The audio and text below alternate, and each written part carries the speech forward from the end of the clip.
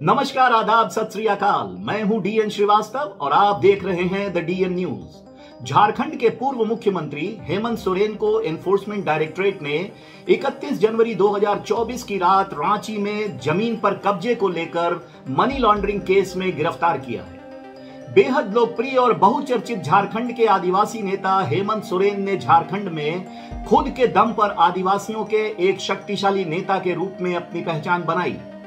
हेमंत सोरेन झारखंड मुक्ति आंदोलन के जन्मदाता और आदिवासियों के अधिकारों और न्याय के लिए उनकी लड़ाई लड़ने और झारखंड मुक्ति मोर्चा की स्थापना करने वाले अनुभवी नेता और झारखंड के पूर्व मुख्यमंत्री शिबू सोरेन के बेटे हैं। उनके बेटे और हाल ही में इस्तीफा देने वाले झारखंड के मुख्यमंत्री हेमंत सोरेन ने कहा कि एनफोर्समेंट डायरेक्टरेट ने उन पर 8.5 एकड़ जमीन का मालिक होने का आरोप लगाया है, जो कि भूमिहारी की जमीन है और भूमिहारी की जमीन कभी बेची नहीं जा सकती है। मुझ पर 8.5 एकड़ जमीन का मालिक होने का इनका दावा है और भूमिहारी जमीन है, जो जमीन कभी बिकती ही नहीं और कहीं सबूत नहीं मिला। उन्होंने एनफोर्समेंट डायरेक्टरेट पर पूरा दिन बिना किसी ठोस सबूत के बेवजह पूछताछ कर समय बर्बाद करने का आरोप लगाते हुए कहा कि शाम तक जांच में कुछ नहीं निकला और दफ्तरों और अदालतों के बंद होने का समय हो गया। उस समय एनफोर्समेंट डायरेक्टरेट ने उन्हें गिरफ्तार करने का अपना फैसला सुनाया ताकि उन्हें अदालत तक जाने का मौका ही ना मिले। और आज अंतोगत्वा ये सुनिश्चित तरीके से दिन भर ये योजनाबद्ध तरीके से आए, समय काटे और उनको पता है कि शाम के वक्त कोर्ट कचहरी बंद हो जाता है और उन लोगों ने अपने योजना के अनुसार मुझे अरेस्ट करने का निर्णय हमें सुनाया। उन्होंने कहा कि एक आदिवासी नेता जो आदिवासियों के कल्याण के लिए अपने बल पर सत्ता में आया था, उसे अब अपनी लड़ाई का रास्ता बदलना होगा और आदिवासियों की बदहाली पर काम करने से पहले सामंतवाद और सामंती विचारधारा वाले लोगों के खिलाफ अपनी आवाज बुलंद कर उनसे लड़ना होगा। अभी मैं कोर्ट में जा रहा हूं, लेकिन मुझे नहीं लगता है कि मुझे इतना वक्त मिलेगा, क्योंकि आपको पता है कि व्यवस्थाएं देश के अंदर किस तरीके से चलती हैं। आज एक लोकप्रिय सरकार, एक आदिवासी अपने ताकत के बल पर जीतकर सरकार बनाकर राज्य की जनता का सेवा कर रहा था। आज लगता है ये वक्त अब मेरे लिए खत्म हो रहा है। अब एक नई लड़ाई हमें लड़नी पड़ेगी, ऐसे सामंती विचारों के साथ और ऐसे तंत्रों के साथ जो निर्दोष लोगों को, गरीब, निरीह, आदिवासी, दलित, पिछड़ों के ऊपर जो अत्याचार करते हैं, उनको मजबूत भी करेंगे और उनके लिए संघर्ष भी करेंगे। आज मुझे संभवतः ये लोग अपने कब्जे में ले लेंगे, मुझे उसका चिंता नहीं। शिबू सोरेन का मैं बेटा हूं, संघर्ष हमारे खून में है और संघर्ष करेंगे, लड़ेंगे, जीतेंगे। उन्होंने कहा कि जिस जमीन की बात हो रही है वह किसी भी दृष्टिकोण से और किसी भी तरह से उनकी नहीं है। एनफोर्समेंट डायरेक्टरेट ने उन्हें झूठे और बेबुनियादी मामले में फंसाने के लिए फर्जी शिकायतों के साथ मनगढ़ंत शिकायतकर्ताओं को लेकर उन्हें सिर्फ और सिर्फ गिरफ्तार करने की नीयत से आई है। अभी मैंने जिस जमीन को लेकर उन्होंने मुझ पर आरोप लगाए और मुझे अरेस्ट कर रहे हैं, जहां पर दूर दूर तक मेरा कोई भी नाम कहीं से नहीं, बल्कि जो लोग जाली कागज बनाकर और जिनके फर्जी शिकायत के आधार पर मुझे आज गिरफ्तार करने का एक षड्यंत्र रचकर ये कामयाब हो रहे हैं और मुझे पूरा विश्वास है आज नहीं कल सत्य की विजय होगी। सोरेन ने एनफोर्समेंट डायरेक्टरेट पर आरोप लगाते हुए कहा कि उनके खिलाफ जो मामला बनाया गया है उसे साबित करने के लिए एनफोर्समेंट डायरेक्टरेट के पास एक भी सबूत नहीं है। कहीं सबूत नहीं मिला। दिल्ली में भी इन लोगों ने छापे मारकर हमारी जो छवि खराब करने की कोशिश की और आज अंतोगत्वा ये सुनिश्चित तरीके से दिन भर ये योजनाबद्ध तरीके से आए समय। सोरेन ने पूरे विश्वास के साथ कहा कि वे एक आदिवासी नेता हैं और वह कभी झुकेंगे नहीं और न ही किसी कीमत पर खुद को बेचेंगे। जो अभी हाल में राजनीतिक षड्यंत्र का शिकार बिहार हुआ है, अब ये दूसरे राजनीतिक षड्यंत्र का शिकार झारखंड को बनाना चाहते हैं। लेकिन आप आश्वस्त रहें, हेमंत सोरेन झारखंड के हर एक व्यक्ति के दिल में है, हर एक नौजवानों के दिल में है, हर एक बुजुर्गों के दिल में है, हर एक बच्चों के दिल में रहेगा। और जिस तरीके से बूढ़े बुजुर्ग की सेवा करते हुए, नौजवानों को रोजगार देते हुए, अपने महिला सशक्तिकरण को लेकर हमने काम किया, रोजगार सृजन को लेकर काम किया, वो एक लंबा इतिहास लिखेगा। एक लंबा लकीर के रूप में मैं इसे आज संभवतः ये इस लकीर को और ना खींचने दे मुझे, लेकिन आप आश्वस्त रहें, सत्य की कभी हार नहीं होती। ये मुझे जरूर थोड़ा विचलित अभी करने का प्रयास कर रहे हैं, लेकिन ये बहुत ज्यादा दिन तक चलेगा नहीं। लेकिन जब हम अगली लड़ाई के लिए तैयार होकर आएंगे तो इस मजबूती के साथ आएंगे कि दोबारा इस तरीके के षड्यंत्र करने वाले आगे से इस तरीके के कदम उठाने से भी हजारों बार इनको सोचना पड़ेगा। हेमंत सोरेन के इस मामले को अदालत में चुनौती देने के लिए वरिष्ठ अधिवक्ता कपिल सिब्बल सामने आए। मशहूर और वरिष्ठ वकील कपिल सिब्बल ने इस आदिवासी नेता को राहत दिलाने के लिए मामले को भारतीय संविधान के अनुच्छेद 32 के तहत अपनी दलील भारत के सर्वोच्च न्यायालय के समक्ष रखा, परंतु भारतीय संविधान के अनुच्छेद 32 के तहत दायर उनकी याचिका को अदालत ने इस आधार पर खारिज कर दिया कि याचिका सर्वोच्च न्यायालय के समक्ष आने से पहले संबंधित उच्च न्यायालय के स्तर पर निपटान किया जाना चाहिए था। जी की गिरफ्तारी हुई और वीरवार को हमने चीफ जस्टिस साहब को कहा कि इसकी जल्दी सुनवाई होनी चाहिए। उन्होंने शुक्रवार को एक स्पेशल बेंच बनाया और उस स्पेशल बेंच ने हमें कहा कि आप हाई कोर्ट याचिका डालिए। अब उन्होंने कहा ऐसे मामले पहले आप हाई कोर्ट में जाइए, उसके बाद अगर आपके खिलाफ कोई ऑर्डर होता है या आपको राहत नहीं मिलती तो आप सुप्रीम कोर्ट आइए।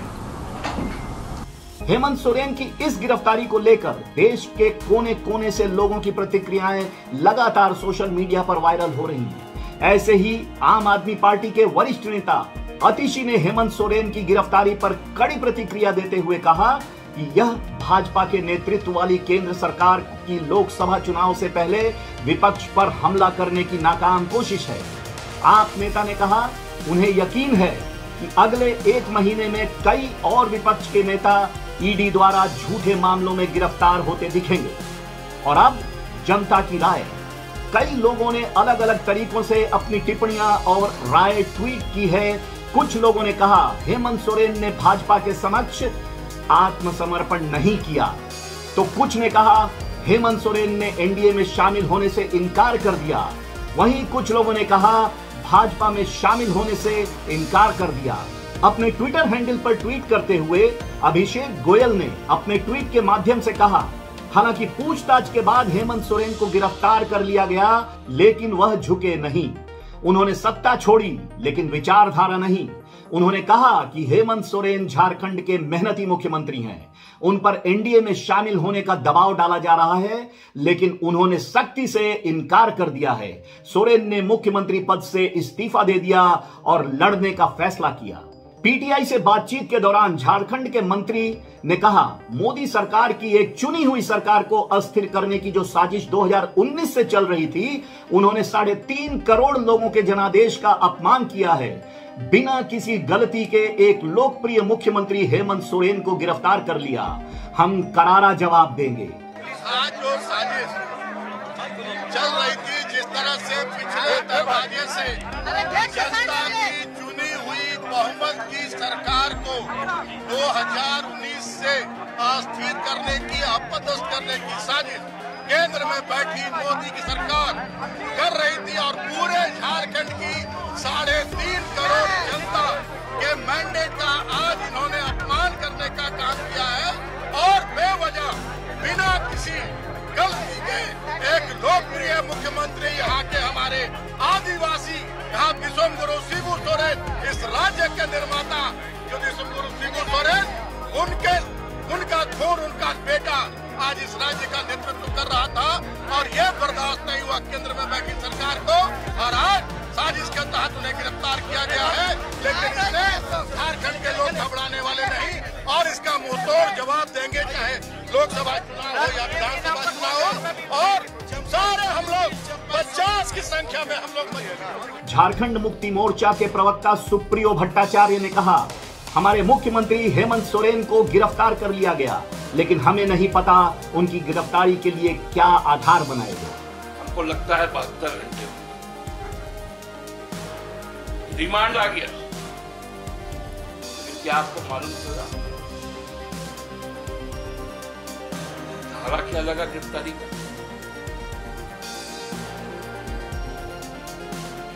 कौन सी जमीन की बात की गई? उसका कोई डॉक्यूमेंट्री एविडेंस है कि नहीं?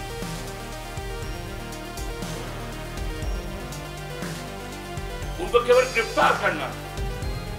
झारखंड के स्वास्थ्य मंत्री बन्ना गुप्ता ने कहा, एनफोर्समेंट डायरेक्टरेट द्वारा हेमंत सोरेन को गिरफ्तार किए जाने के बाद झारखंड मुक्ति मोर्चा नेता चंपाई सोरेन ने झारखंड के मुख्यमंत्री पद की शपथ ली है। एएनआई से बात करते हुए उन्होंने कहा, आप सदन में पटल पर हमारी ताकत देखेंगे। इसका मतलब यह है कि झारखंड में झारखंड मुक्ति मोर्चा का मुख्यमंत्री ही होगा, एनडीए या भाजपा का नहीं। फ्लोर में ताकत दिखेगी, न डरे थे न डरे हैं न डरेंगे, लड़े थे लड़ेंगे। झारखंड के पूर्व मुख्यमंत्री को 3 फरवरी 2024 को पूछताछ के लिए बिरसा मुंडा सेंट्रल जेल से एनफोर्समेंट डायरेक्टरेट कार्यालय लाया गया।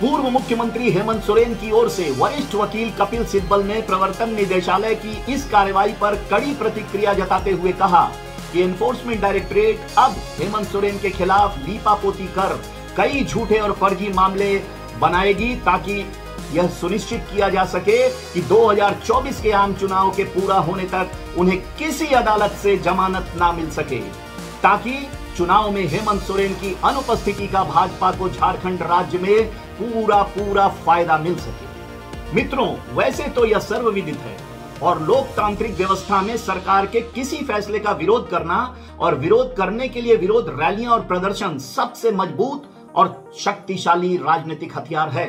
लेकिन आजकल हमारे नेता और राजनीतिक दल अपने आप को प्रेस कॉन्फ्रेंस और न्यायपालिका तक ही सीमित रखे हुए हैं।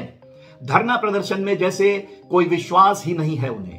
ऐसे माहौल में झारखंड के आदिवासियों का एकजुट होकर भारी संख्या में सड़कों पर उतरकर मार्च करते हुए जेल का फाटक टूटेगा, हेमंत सोरेन छूटेगा और हेमंत सोरेन जिंदाबाद जैसे नारों की जबरदस्त गूंज शायद भारत की लोकतांत्रिक व्यवस्था में काफी समय बाद देखने को मिला। भारी संख्या में आदिवासी हेमंत सोरेन की रिहाई की मांग करते दिखे।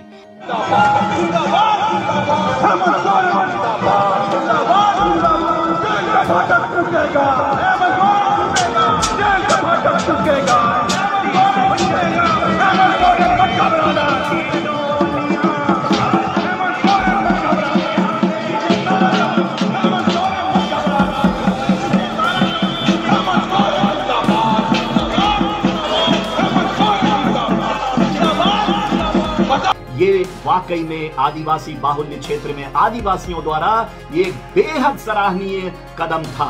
मेरी राय में एक स्वस्थ लोकतंत्र में सरकार के ऐसे निर्णय जो जनता को मान्य ना हो, उसके खिलाफ अपनी आवाज उठाने और विरोध दर्ज करने के लिए विरोध रैलियां, धरना और प्रदर्शन सबसे शक्तिशाली राजनीतिक हथियार है। कई YouTube चैनलों का दावा है कि हेमंत सोरेन सबसे मेहनती आदिवासी नेता हैं, जो आदिवासी समुदाय के कल्याण के लिए पूरी तरह समर्पित हैं और एनफोर्समेंट डायरेक्टरेट ने उन्हें गलत तरीके से झूठे और फर्जी मामले में फंसाया है।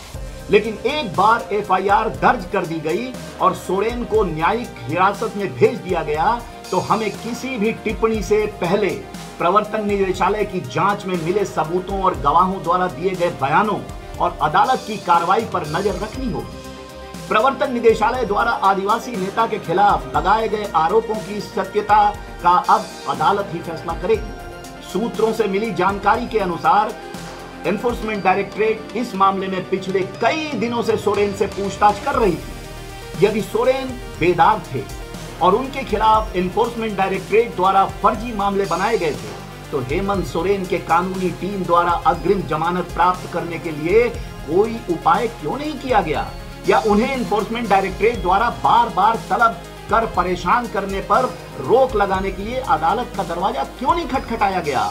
ये बड़े सवाल हैं जिसका उत्तर दिया जाना जरूरी है। अब वक्त है आपसे विदा लेने का। बहुत जल्द हाजिर होऊंगा कुछ और नई और सच्ची खबरों के साथ। तब तक के लिए देखते रहिए the DN news. Good night, शुभ रात्रि, शब्बा खैर।